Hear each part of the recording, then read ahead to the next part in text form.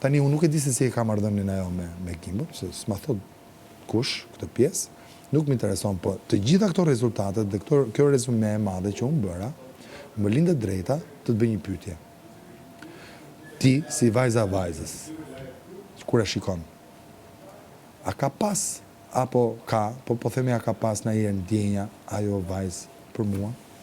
Atëherë mirë. Kjo është pyetje që unë këtë gjë do ta pyes edhe atë nesër, po dua një përshtypje nga ty.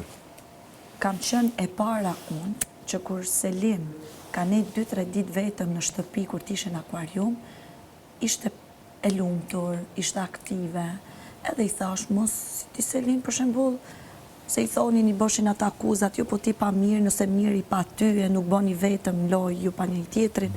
Unë kam qenë ajo si kam thënë, o Selin, e s'kisha konfidencë. O Selin, i thash, po ti më dukesh njësoj mu edhe pa mirin. Edhe kam besu, realisht, në atë pikë lojës, ajo dhe mund t'loste vetëm, po ishte e pa mundur, se situata ishte gogja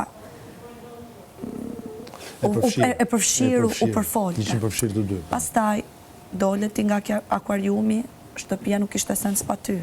Shkove ti nomini me Brikenën, tu hodhën qafë. Unë mendoj këtë. Duke pa këtë publiku, edhe ne këtu sjellit e Selin me ty para, Selin ishte një vajzë, këtu si banore kësaj shtëpie, ku nuk kishe shans me e pa të bari. Nuk kishe shans me e pa këtë divanat e uborrit. Nuk kishe shans me e pa në living. Nuk folte me askënd përveç se në batut superficiale, në gjëtë busqeshur, këto shumë si përfaqësore.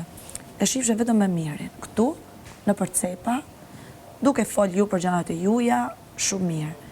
Dhe Selin ishte gjithmonë e fokusume, te loja, e përfshime totalisht. Unë mendoj që ajo vajzë, ku ka pa që loja e krevatit, po përfiton të shumë, se të ka dalë gati